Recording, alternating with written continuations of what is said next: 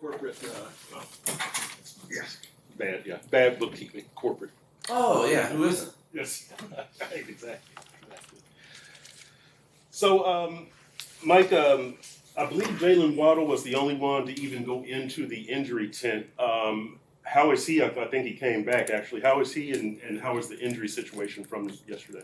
No, he was doing all right. That was really, it was the best that we've come out of the game. For a while, it was one of those double takes that you have to look at the injury report and be like, wait, what?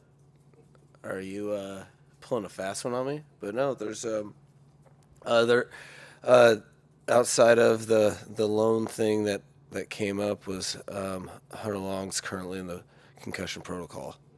But then besides that, we're all clean. Your offensive line seems to be stabilizing recently, and I'm wondering, I know it's not just one person, it's not just Teron, but you guys had a good performance putting Robert Jones in there yesterday. Mm-hmm. Why has the offensive line improved recently, do you think? Well, I think it's a fixation and a collaborative effort on fundamentals.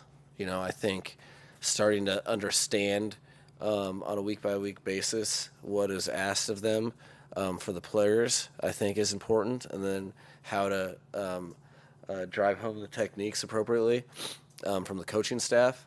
But I think it's been a collective mindset, and we're seeing the results week in, week out. It doesn't mean everything is that we're performing exactly the way we envision the final product looking. That will never be the case, but we are continually getting better each game, which is what gives me confidence, because I know that is the formula for teams to have success in this league, is improvement during the course of the season. And I think we're all seeing that. Coach, were the Bears exactly who you thought they were? Because at the third quarter, about the 5-minute 16 mark, you spoke to Justin Fields on the side. It seemed like you said to him to stop running the ball. Did you kind of knew that's what the game plan was for them going into the game, or? No, I just wanted him to stop scrambling. And it was pretty irritating because he didn't listen at all. He didn't take the coaching. It was that. No, I think our whole team took them serious because they're a young and upcoming team that, if you take lightly at all, they will make you quickly regret that. So, they fought exactly how we thought they were going to. I think that Justin's really starting to get a feel for when he can utilize his full scale of gifts, and he's making plays more and more and becoming more and more difficult to defend. So at that stage of the game, I figured no one had asked him to stop it, so I gave that a try. I think other coaches can learn from my experience that he does not listen, so rely on other tactics. Coach, it looks like a lot of times, watching the games back, that every receiver runs every route with a certain level of conviction, and it does so much to open up space for other guys. Just curious how you cultivate that in a position where maybe sometimes, across the league, guys might not give 100% every route, but it seems like here they do. No, that's cool. That's something that's been of paramount of importance, that I think you can really separate offensive play in the pass and run game by the perimeter receivers, because I always looked at it like this. You're going to, by and large, you're going to have straining, try-hard offensive linemen. And running backs have to try hard, otherwise they're going to get blown up and tackled. And tight ends are kind of an extension of the offensive line, but you can really have a well oiled offense if you have football playing wide receivers. And so football playing wide receivers don't just run routes hard when they are scheduled to get the ball, because that's the orchestration of good wide receiver play within a good offense is a full commitment and a standard. And that's something that you don't just turn on. That's something that's to a credit to every single coach and player on the staff, because it's a daily commitment that, if Wes is in there and not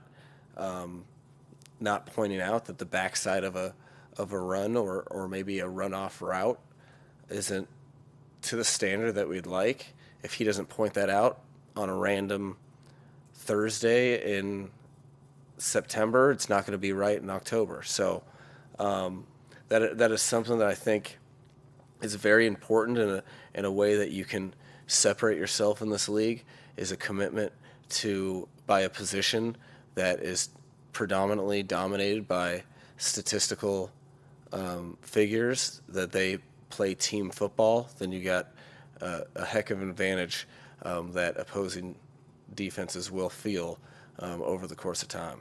Coach, after you reviewed the film, what did you think of Bradley Chubb's first game? And what do you hope to see from him as he gets more and more snaps in his defense? No, I was pumped. The stuff that he was able to do in terms of, you put yourself in his situation, and it's Tuesday, and you just get notified that you're traded teams. Then you're taking your Wednesday of your NFL prep week, where you're preparing for first and second down.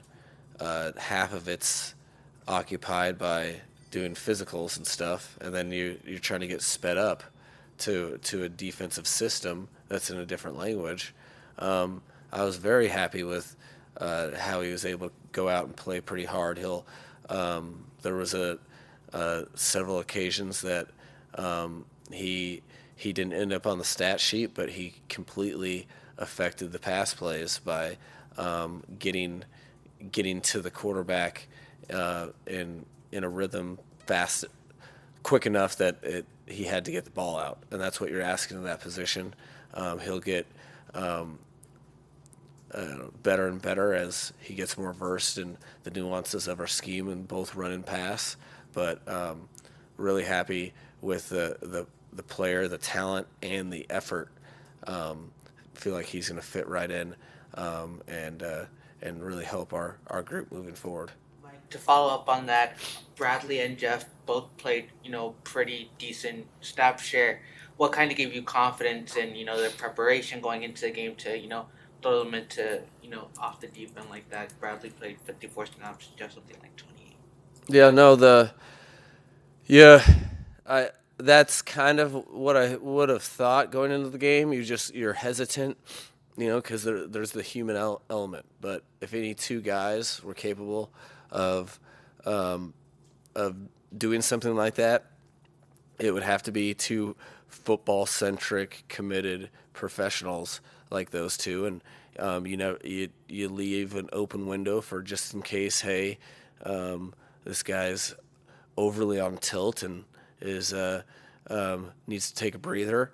You kind of let them roll and see how they react. So I think that